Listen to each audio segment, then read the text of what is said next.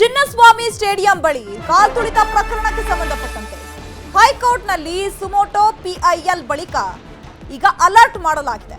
ತಡವಾಗಿ ಎಚ್ಚೆತ್ತ ರಾಜ್ಯ ಪೊಲೀಸ್ ಇಲಾಖೆ. ಟ್ರೈನ್ ಹೋದ್ಮೇಲೆ ಟಿಕೆಟ್ ತಗೊಂಡ್ರು ಅಂತಾರಲ್ಲ, ಆ ರೀತಿ ಆಯ್ತಿದೆ. ಪೊಲೀಸರು ಈಗ ಎಚ್ಚೆತ್ತುಕೊಂಡಿದ್ದಾರೆ. ತಡವಾಗಿ ಎಚ್ಚೆತ್ತುಕೊಂಡಿರುವಂತದ್ದು, ಮೊದಲೇ ಎಚ್ಚೆತ್ತುಕೊಳ್ಳಿಲ್ಲ. ಕಾಲ್ತುಳಿತ ಪ್ರಕರಣದ ಬಗ್ಗೆ ಪೊಲೀಸರಿಂದ ಎಫ್ಐಆರ್ ದಾಖಲು ಮಾಡಲಾಗಿದೆ. ಕಬ್ಬನ್ ಪಾರ್ಕ್ ಪೊಲೀಸರಿಂದ ಯುಡಿಆರ್ ಬದಲು ಎಫ್ಐಆರ್ ದಾಖಲು ಮಾಡಿಕೊಳ್ಳಲಾಗಿದೆ. ಆರ್ಸಿಬಿ ಫ್ರಾಂಚೈಸಿ, ಕೆಎಸ್ಸಿಎ ಹಾಗೂ ಡಿಎನ್ಎ ವಿರುದ್ಧವಾಗಿ ಎಫ್ಐಆರ್ ದಾಖಲು ಮಾಡಿಕೊಳ್ಳಲಾಗಿದೆ.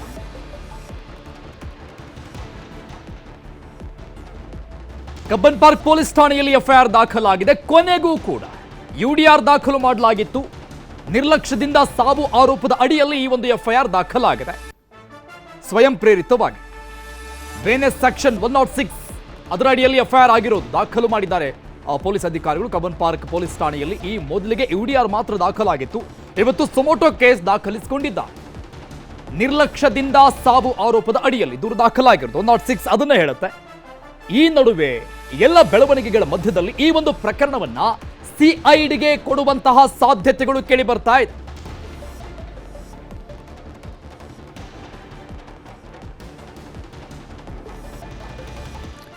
ಇನ್ನು ತಡವಾಗಿ ಎಚ್ಚೆತ್ತಂತಹ ರಾಜ್ಯ ಪೊಲೀಸ್ ಇಲಾಖೆ ಯುಡಿಆರ್ ಅನ್ನ ದಾಖಲು ಮಾಡಿಕೊಂಡಿತ್ತು. ಬಟ್ ಈಗ ಎಫ್ಐಆರ್ ಅನ್ನ ದಾಖಲು ಮಾಡ್ಕೊಳ್ಳೋದಕ್ಕೆ ಪೊಲೀಸರು ಮುಂದಾಗಿದ್ದಾರೆ.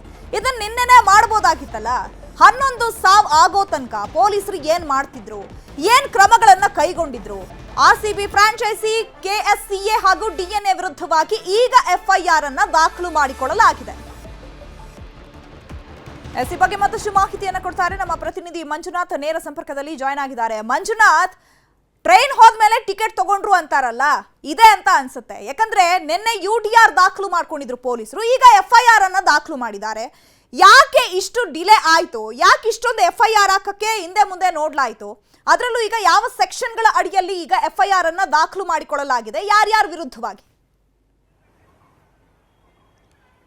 ಚೈತ್ರ, ನಿನ್ನೆ ಚಿನ್ನಸ್ವಾಮಿ ಸ್ಟೇಡಿಯಂನಲ್ಲಿ ಕಾಲ್ತುಳಿತ ಸಂಭವಿಸಿ 11 ಜನ ಸಾವನ್ನಪ್ಪಿದ್ರು. ಸುಮಾರು 64 ಜನರು ಗಾಯಗೊಂಡಿದ್ರು. ಈ ಒಂದು ಬೆನ್ನಲ್ಲಾಗಿ ನಿನ್ನೆ ಯುಡಿಆರ್ ಅನ್ನ ಮಾತ್ರ ಕಬ್ಬನ್ ಪಾರ್ಕ್ ಪೊಲೀಸರು ದಾಖಲು ಮಾಡ್ಕೊಂಡಿದ್ರು. ಯಾವುದೇ ರೀತಿಯಂತ ಎಫ್ಐಆರ್ ಅನ್ನು ಕೂಡ ದಾಖಲು ಮಾಡ್ಕೊಂಡಿರಲಿಲ್ಲ. ಆದ್ರೆ ಇವತ್ತು ಹಿರಿಯ ಅಧಿಕಾರಿಗಳು ಕೂಡ ಅಷ್ಟೇ ಕಬ್ಬನ್ ಪಾರ್ಕ್ ಪೊಲೀಸ್ ಸ್ಟೇಷನ್ಗೆ ಹೋದ್ರು. ಸಂಪೂರ್ಣವಾಗಿ ಘಟನೆಯ ಬಗ್ಗೆ ಕೂಲಂಕುಷವಾಗಿ ಪರಿಶೀಲನೆ ಮಾಡಿದ್ರು. ಪರಿಶೀಲನೆ ಆದಂತಹ ಬಳಿಕ ಇವತ್ತು 2 ಎಫ್ಐಆರ್ ಗಳನ್ನ ಈಗಾಗಲೇ Cubbon park police station register ಆಗಿರುವಂತದ್ದು. ಒಂದು ಎಫ್ಐಆರ್ ನಲ್ಲಿ ದೂರುದಾರರು ಅದೇ ಒಂದು Cubbon park police station inspector ಆಗಿರುವಂತಹ ಗಿರೀಶ್ ಅವರು.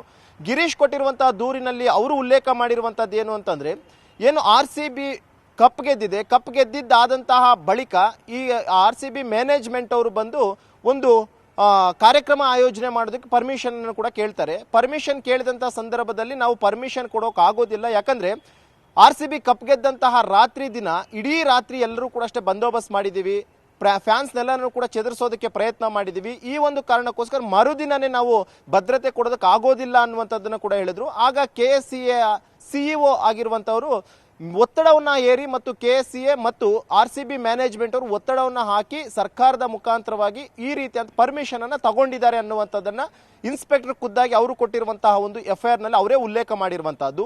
ಇದಾದಂತಹ ಬಳಿಕ ಪೊಲೀಸರು ಅನಿವಾರ್ಯವಾಗಿ ಭದ್ರತೆಯನ್ನ ಮಾಡಬೇಕಾಯಿತು. ಅದರಲ್ಲೂ ಕೂಡ ಅಷ್ಟೇ ಇಮಿಡಿಯೇಟ್ ಆಗಿ ಮನೆಯಲ್ಲಿ ಮಲಗಿದ್ದಂತಹ ಪೊಲೀಸರನ್ನೆಲ್ಲರನ್ನು ಕೂಡ ಅಷ್ಟೇ ಭದ್ರತೆಗೆ ಬರುವಂತೆ ಕಮಿಷನರ್ ಅವರು ಸೂಚನೆ ಕೊಟ್ಟರು. ಅದರಂತೆ ಸಂಚಾರಿ ವಿಭಾಗದ ಪೊಲೀಸರಾಗಿರ್ಬೋದು, ಲಾ ಅಂಡ್ ಆರ್ಡರ್ ಪೊಲೀಸರಾಗಿರ್ಬೋದು, ಪ್ರತಿಯೊಬ್ಬರು ಕೂಡ ಅಷ್ಟೇ ಬಂದು ಒಂದಷ್ಟು ಕಡೆ ಭದ್ರತೆಯನ್ನು ಕೂಡ ಮಾಡ್ಕೊಂಡಿದ್ವಿ. ಆದ್ರೆ ಇಲ್ಲಿ ಇನ್ನೊಂದು ಪ್ರಮುಖವಾಗಿ ಏನಾಯ್ತು ಅಂತಂದ್ರೆ, ಯಾವಾಗ ಆರ್ಸಿಬಿ ಮ್ಯಾನೇಜ್ಮೆಂಟ್ ಅನ್ನುವಂಥದ್ದು ಫ್ರೀ ಟಿಕೆಟ್ ಗಳನ್ನ ಬಿಡ್ತೀವಿ, ಜೊತೆಗೆ ರೋಡ್ ಶೋ ಇದೆ ಅಂತ ಹೇಳಿ ಅನೌನ್ಸ್ ಮಾಡಿದ್ರು. ಈ ಅನೌನ್ಸ್ಮೆಂಟ್ ಮಾಡೋದಕ್ಕಿಂತ ಮುಂಚಿತವಾಗಿ ನಾವು ಇನ್ನೂ ಕೂಡ ಅಷ್ಟೇ ಯಾವುದೇ ರೀತಿಯಾದಂತ ಒಂದು ಕಾರ್ಯಕ್ರಮಕ್ಕೆ ಅನುಮತಿಯನ್ನ ಕೊಟ್ಟಿರಲಿಲ್ಲ. ಅನುಮತಿಯನ್ನ ಕೊಡೋದಕ್ಕಿಂತ ಮುಂಚಿತವಾಗಿ ಇವರು ಸೋಷಿಯಲ್ ಮೀಡಿಯಾದಲ್ಲಿ ಒಂದು ರೋಡ್ ಶೋ ಮಾಡ್ತೀವಿ, ವಿಕ್ಟರಿ ಪೆರೇಡ್ ಅನ್ನ ಮಾಡ್ತೀವಿ, ಜೊತೆಗೆ ಉಚಿತ ಪಾಸ್ ಗಳನ್ನ ಮಾಡ್ತೀವಿ ಅಂತ ಹೇಳಿ ಅನೌನ್ಸ್ಮೆಂಟ್ ಮಾಡಿರುವಂತ ಕಾರಣಕ್ಕೋಸ್ಕರನೇ ಅಲ್ಲಿ ಸುಮಾರು 2 ಲಕ್ಷಕ್ಕೂ ಅಧಿಕ ಜನ ಕ್ರೀಡಾಂಗಣದ ಬಳಿ ಬರೋದಕ್ಕೆ ಸಾಧ್ಯ ಆಯಿತು. ಈ ಒಂದು ಸಂದರ್ಭದಲ್ಲಿ ಸುಮಾರು 1643 ಜನ ಪೊಲೀಸರನ್ನ ಭದ್ರತೆಗೆ ನಿಯೋಜನೆ ಮಾಡಿದ್ವಿ. ಆದ್ರೂ ಕೂಡ ಅಷ್ಟೇ 2 ಲಕ್ಷಕ್ಕೂ ಅಧಿಕ ಫ್ಯಾನ್ಸ್ ಆ ಒಂದು ಚಿನ್ನಸ್ವಾಮಿ ಸ್ಟೇಡಿಯಂನ ಬಳಿ ಬಂದಿದ್ದಂತ ಕಾರಣಕ್ಕೋಸ್ಕರನೇ ಅಲ್ಲಿ ಭದ್ರತೆ ಅನ್ನುವಂಥದ್ದು ಸರಿಯಾದ ರೀತಿಯಲ್ಲಿ ಆಗೋಕೆ ಸಾಧ್ಯ ಆಗಲಿಲ್ಲ. ಇದೆಲ್ಲದಕ್ಕೂ ಕಾರಣ ಯಾರು ಅಂತಂದ್ರೆ KSCA ಮತ್ತು RCB ಮ್ಯಾನೇಜ್ಮೆಂಟ್ ಅಂತೇಳಿ ಅವ್ರು ದೂರು ಕೊಟ್ಟಿದ್ರು.